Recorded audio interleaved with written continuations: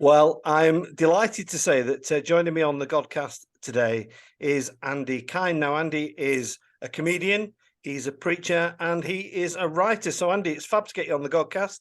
How are you doing? Yes, I'm very well, thank you. I'm midway through watching the World Cup, and I'm enjoying that. So thanks very much for reminding me that I actually have a world outside of the World Cup.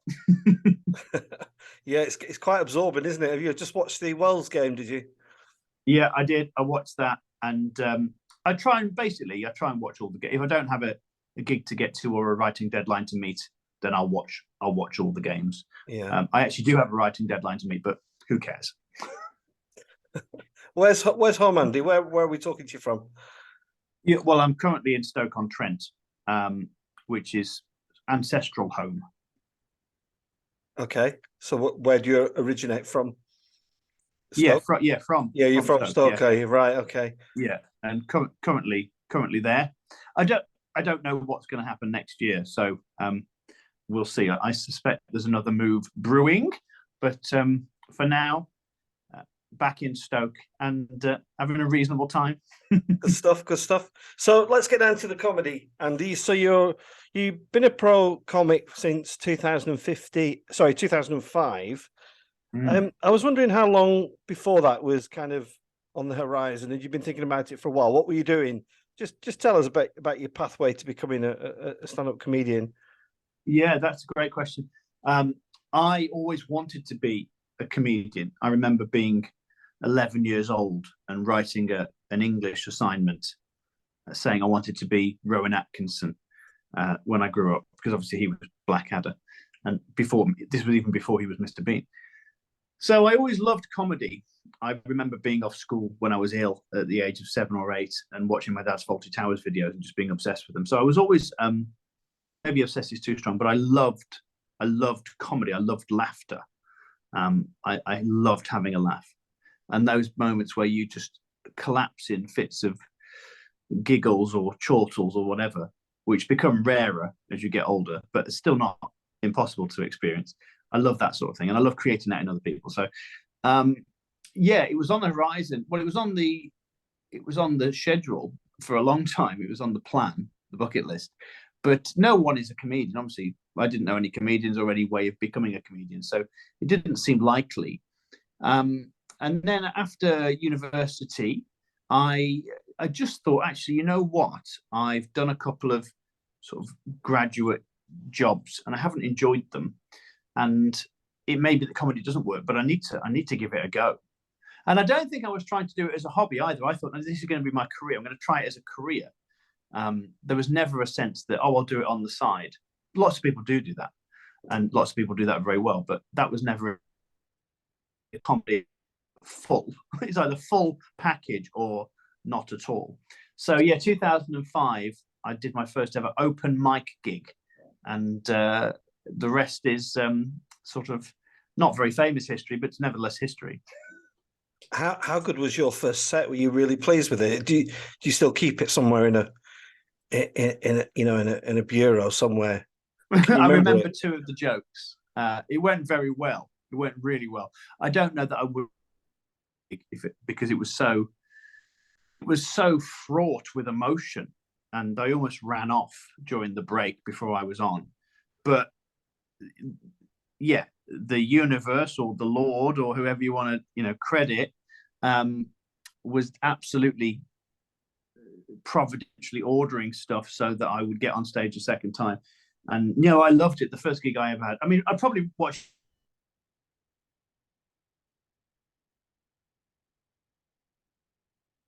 Where are we up to? So Andy, we are got a few unstable internet connections here, but you were talking about that first gig, and you're talking about those first couple of gags and landing them really well.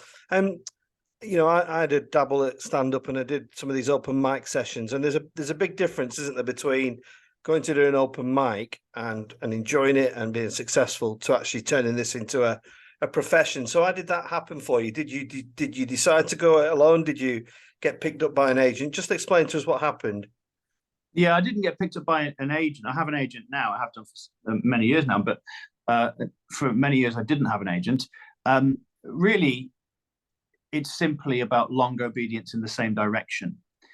If you want to, and that applies across the board, whatever you want to do, there's no, the problem with things like X Factor and Britain's Got Talent is that they lull people into the false idea that you can just turn up and a chance ordering of events will cause you to hit superstardom. That isn't what happens in comedy at all. You do have breakout stars, but even those breakout stars have been working hard for a number of years, because no one's great. No one's good enough to be a sort of live at the Apollo comedian straight away. That takes a huge amount of work. So yeah, I just persisted, and I was in a position where I didn't need to make a lot of money to be able to break even. And also the comedy circuit wasn't completely saturated then. It was busy, but it didn't feel as saturated as it does now. Although I suppose post-pandemic, lots of people have given up or had a pause. So maybe it's back to those old levels. But yeah, I did a number of open mic spots, like loads of them. Then I started to get paid petrol money. And then over time, I'd get a little bit of cash. But it wasn't until I started doing gigs for churches that I actually started to be able to make a living from it, ironically. So yes, that's the sort of origin story. So it was 2006. I decided I'd start doing gigs for churches as a sort of resource for them. And it was probably too soon to do that. I probably wasn't good enough to do that at the time. But again, a lot of grace and a lot of favour on what I did. And I think because it was still fairly new, there wasn't really many people doing it. You could get away with more than you'd get away with now. Yeah, I was wondering how different are you now, Andy, to then as a comic?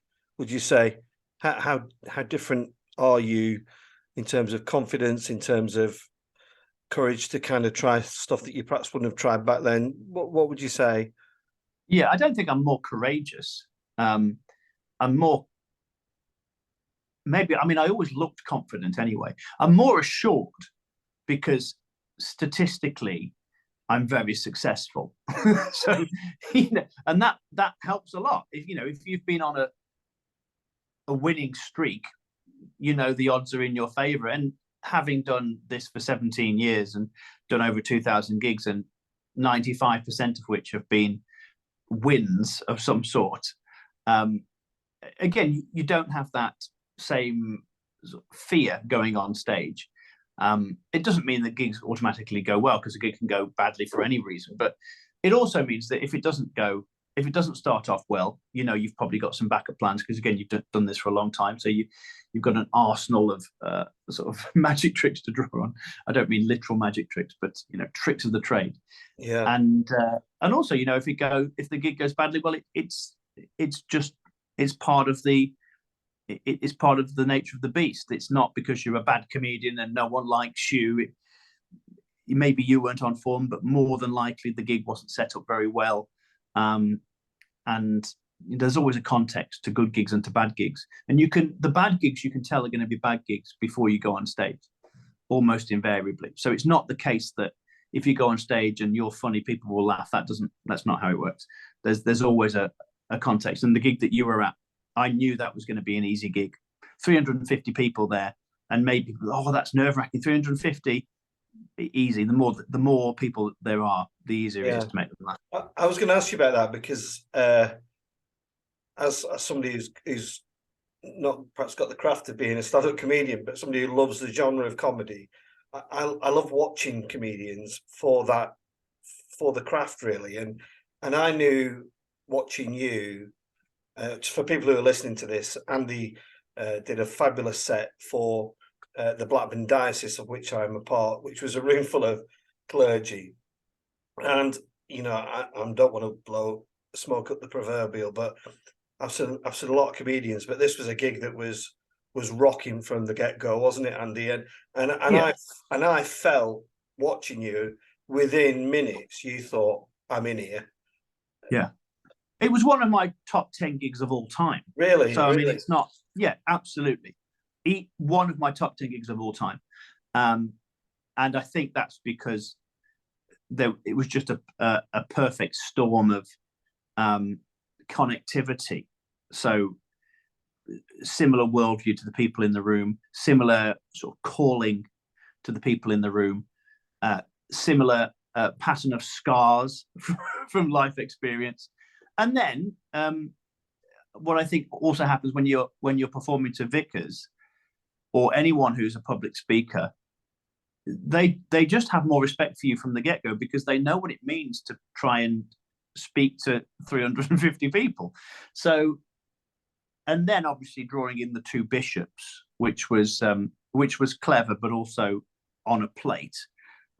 You can miss an open goal, and that has happened with me. But I think what I like doing is just chatting to people, and the sort of crass way of describing that is, we pick on people. I don't pick on anyone.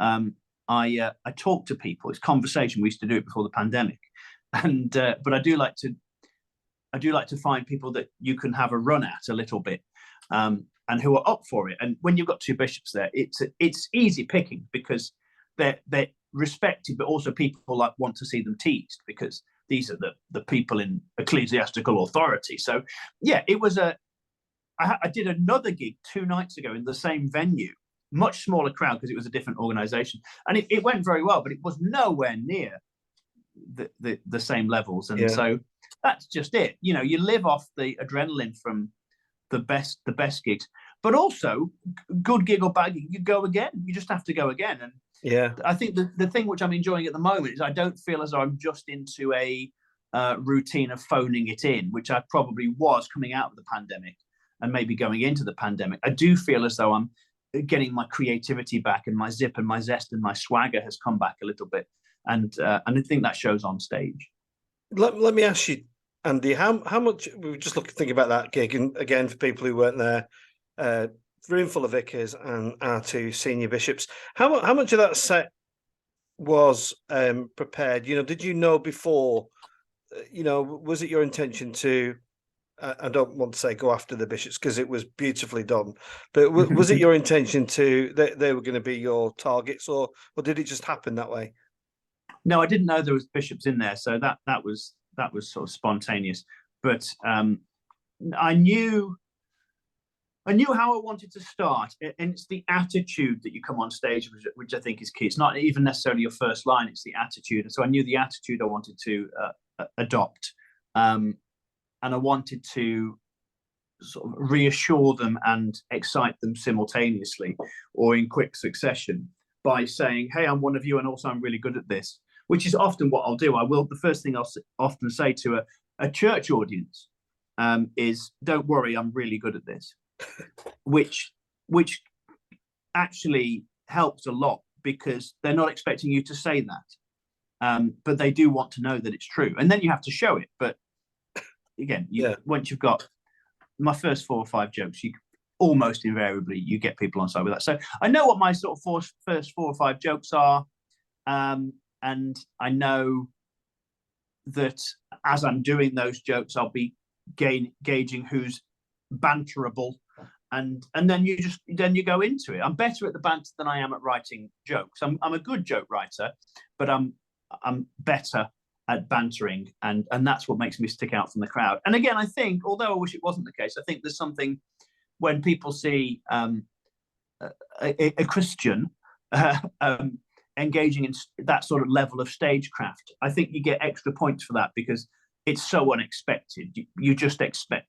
There's still this idea that a Christian doing comedy, even if he's a professional, will be sort of quite laid back and quite twee and quite friendly, but not able to really, give it fisticuffs. But I'm as good at that as most people on the circuit. So you play to your strengths. Yeah. A mate of mine, I'm guessing would be Tony Vino, who's another Christian comic who's seems to spend half his life on a cruise ship at the minute. But what's the difference between a Christian comic and a non-Christian comic, if there is one? Is there kind of is there that preconception that you just kind of touched on? This expectation of what you're going to be. One just as a comic, but in the comic fraternity, how are you received? You're part of the gang, as it were, or do you stand out like sore thumb? I don't think we stand out like a sore thumb. I'm talking about me and Tony really here, who is my best friend and was best man at my weeding. So Oh, really? I do know. You I do do know know him. I do. I do know. I didn't know that. Yeah. So I think the difference is not always that visible. I mean, the difference would be the sort of axiomatic difference would be that people like Tony and I see what we do as kingdom building and ministry, not primarily ministry, primarily a job in the world of entertainment and the arts, but absolutely ministry, absolutely about kingdom building. But I think there's also a desire to bless and not curse. There's a desire to punch up and not down. And, there's plenty of people who aren't Christians who do that as well on the circuit. But certainly I do comedy because I really want all truth is God's truth. And laughter is one of God's created gifts. And to be able to minister that in inverted commas is a privilege and something that I like to do. And I know Tony does the same, feels the same. So on the circuit, I suppose that I don't know that we're either one of the gang, because I don't know that there is a gang. There's probably some cliques, and I don't think we're part of a clique. But the thing with comedy, if you've been doing it long enough, you just have a sort of camaraderie with anyone who's done it a long time. So, because we all know what it takes and the toll that it takes on you. So, whatever your worldview, I mean, bear in mind, green rooms are not the place for sort of metaphysical conversations, but the people in the green rooms, they're your brethren in that world. So whatever worldview you're literally on the same team. If you're gigging with them, you're literally on the same team, because you want the night to go well and you're all in it together. So yeah, I don't know, that probably I did stick out more when I was a bit younger and a bit more zealous. I mean, I'm not less passionate about the gospel, but I'm probably a bit less zealous now, a bit more exhausted, a bit more grumpy because I'm in my 40s now. I think that happens naturally. But and also a bit sort of more humble and practiced in the way that I share my faith and engage with other people of other faiths. So that's an interesting one. I think I was a bit too influenced by sort of bombastic American evangelicalism, which I don't think is wrong, but it's right for that culture. And I think I've learned, again, particularly over the last few years, that the British culture is not the American culture. And so reverting to a sort of C.S. Lewis, G.K. Chesterton, J.R.R. Tolkien approach is what I like to do. Let's, instead of having a sort of scrapping match over, worldview, let's sit like two wizards around a campfire and smoke a pipe and share ideas and share stories. And maybe that's very postmodern, but that's what works at the moment. So yes, it's a long way of saying neither one of the gang or particularly stick out, but hopefully the people who know me see me as a man of integrity. I hope that's the case, and certainly Tony, who's a nicer person than I am. Don't believe it. So, Andy, I want to ask if you're ever offended by comedy. I went to a gig and I don't know, I must have one of those faces. I got picked out by the comic who had made numerous gags about her vagina, and then asked me what I did for a living. And I'm not offended by any comedy, but I think other people in the room perhaps were. What's your take on it? Do you find anything? Is there a line that can't be crossed? No, there's no line that can't be crossed, because I think it's a sort of, it's like screeding a floor; it finds its level, it maybe an interesting answer. Yes, I am offended by comedy, but I'm not offended by stuff that is anti-Christian. That grieves me, but it doesn't offend me. What offends me is stuff that is crass and gratuitous and rubbish. Yeah. So, you know, jokes that are just terribly underinformed. So using the sort of religion thing, the idea that, Christians can't use condoms or whatever. I've heard jokes like that recently, and jokes about, oh, Jesus never existed. It's just badly researched. It's crass, and it's stop doing it. If you want to do good jokes about why Christianity is false in your view, great, go for it. I again, primarily someone who is a writer and an artist, and I like to see good writing. Yeah. I like to see good craftsmanship. As a comedian, I don't care what your content is. If your craftsmanship's there, I can have respect for that. But I hate crassness. So that's what offends me. Yeah. And in that huge plethora of stand-up comics that are around now and that have gone before us, which ones stick out for you as greats? You know, my kind of, I was a big fan of Dave Allen as a kid, and I wasn't a religious person then, but I loved the way he crafted his gags. Jasper Carrott is another guy who I thought was a real genius. What about yourself, Andy? Who are the guys? Jasper Carrott was the first stand-up I came across and really liked what he did. And then Frank Skinner as a teenager, I loved Frank Skinner's stand-up. I'm just quite fond of lots of stand-ups, really, because again, I think it's a lovely thing to do to make people laugh, and I like people who talk about stuff that other people aren't talking about. I like people who do it in their own way. People like Paul Foote, I'm a big fan of. James Acaster is great, and there's lots of others as well. I don't think I don't follow comedy very strongly. I don't, I was invited to go to the Peter Kay tour next year by a friend of mine, and I said no, I can see great stand-ups whenever I want for free. So it's and my view would be that the best stand-ups are the people who've just left the circuit and just got big. Being a big name doesn't get you better. But if you've just become big, if you've just gone on to Live at the Apollo stuff, you're probably sort of fairly well oiled. So yeah, I'm a fan of lots of stuff. I don't watch a lot of comedy. I'm too busy sort of listening to your podcast. Do you know, Andy, I could talk to you all day about comedy because I absolutely love it. Do you, just some really honest questions. Do you aspire for that, the Apollo? Do you aspire for that big time, or are you content doing what you're doing? And just another double question there. No, it's a great question. I don't aspire for it now because it's not going to happen now, and I don't see that in sort of self-loathing way. I'm not really on the circuit enough. I'm too busy doing my own stuff, my own tours, and my own writing and preaching now that it's just not going to happen. I'm not on that merry-go-round.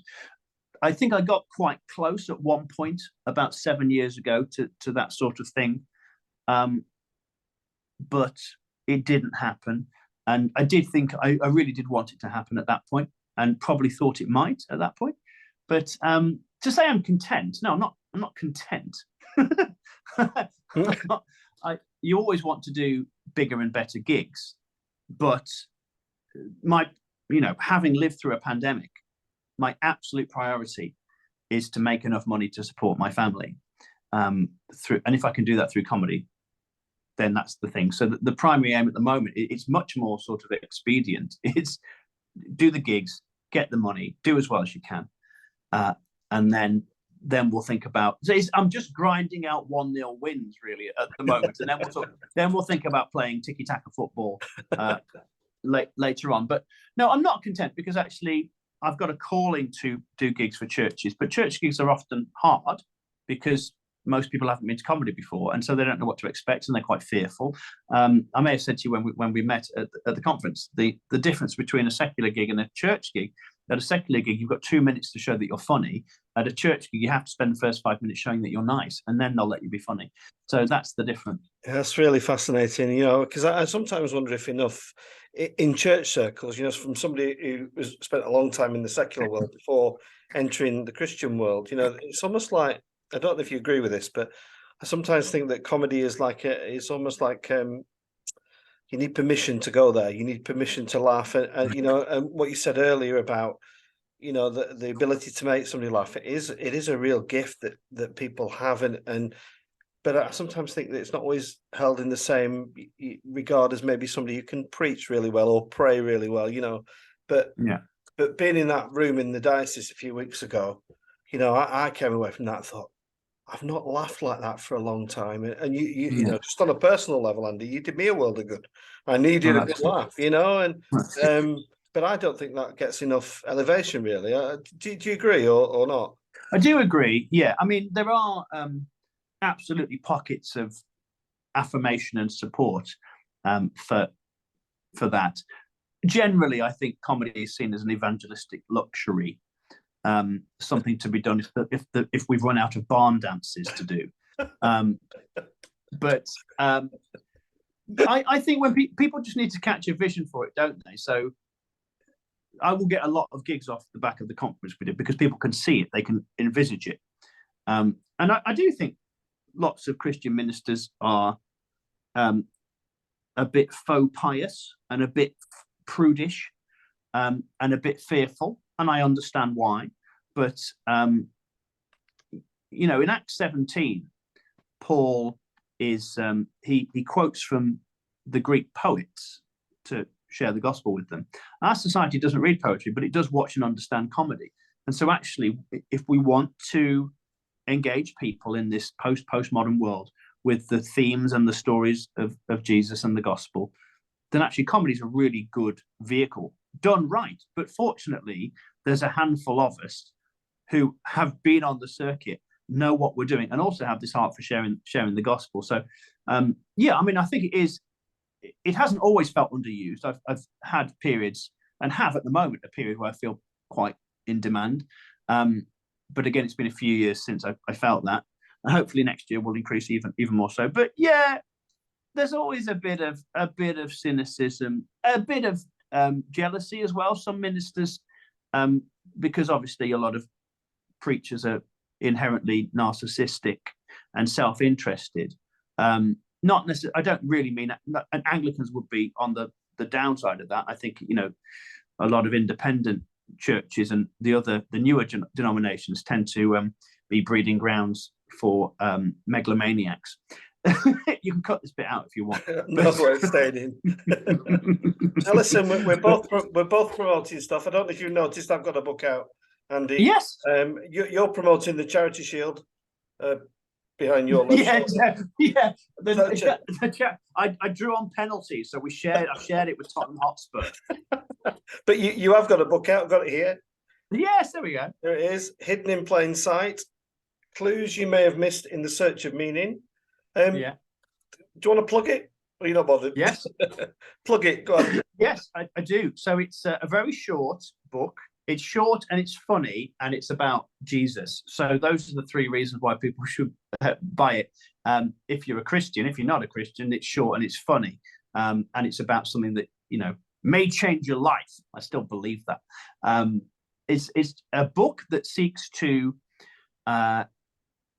share ideas, find and build a common ground with our human experience, find out what it is that we have in common as humans, calling that our little story, and then asking the question, okay, is there a big story, a worldview or a philosophy or a religion that makes best sense of that little story? And if so, which one makes the most sense? So that's it. I look at things like love and hope and beauty and purpose and death feeling unnatural and all of that, and then look at the different big stories out there. And I don't want to spoil it, but I still believe that Christianity, the story of Christianity, the story of Jesus, makes the most sense of our human experience, and that in him is fullness of life and fullness of joy. So that is where we end up. It's doing very, very well because it's non-combative, it's non-aggressive. There's very little to disagree with. I mean, I don't think that everybody becomes a Christian who reads it, but there's very little to disagree with. And I think it's just it's an attempt to persuade the postmodern mind that actually the story that we're holding and that we're gatekeepers to is still worth journeying with. Yeah, I think so. I've just been fortunate enough to be out in the Holy Land and just literally got back in the last few days, and that's just reaffirmed my view. You know, and I think it's all power to the elbow for those who can talk about it. Andy, I really, really enjoyed chatting to you. You're such a great guy. You're a funny guy. I love, you know, maybe we can try and get you up to Burnley and do a gig for us up here sometime. That'd be fabulous. Love to. Yeah. So how's the weekend looking? Have you got gigs this weekend or? Yeah, I'm in Maidstone tomorrow night, and then I'm preaching. Then I'm back on Sunday morning to Stoke to preach at my current home church, Newcastle Baptist Church. So yeah, it's going to be an interesting one. Yeah, and if people want the book, Andy, how did they get it? You've got a fab website I was having a look at. Just tell people how they can get the book. Yeah, well, the best you can link to it from my website. You can get to it from my website, andykind.co.uk. That's the place to go for all your Andy Kind needs. All right, mate. Well, listen, prayers for your continued ministry in the world of comedy. You were fabulous. You really were. And you know, if anybody watches this and you know, go on Andy's website. You can book him for a gig there, and good luck with the book. And Andy, thanks for coming on the Godcast. Thank you. Thank you, sir. Bless you. It's been amazing.